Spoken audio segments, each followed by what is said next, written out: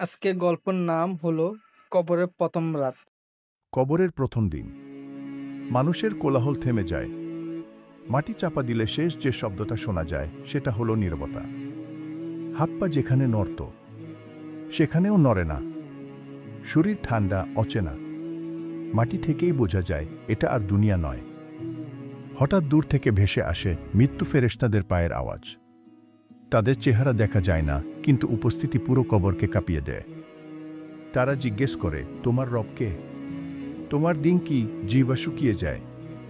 যদি সত্য বলা জীবনে অভ্যাস না থাকে, তখন মুখ খুলতে পর্যন্ত কষ্ট হয়। যদি উত্তর ঠিক কবর খুলে যায় জানালার মতো। নরম এক আলো ছড়ায়, বাতাস আসে সুগন্ধ হয়ে, শরীর হালকা লাগে, ভয় চলে যায়। কিন্তু যদি উত্তর ভুল হয়, কবর চেপে ধরে দুপাশ থেকে, হাড় চূর্ণ হওয়ার মতো ব্যথা। অন্ধকার এমন, যেখানে নিজের হাতও দেখা যায় না, শুধু কান্না আর অপেক্ষা।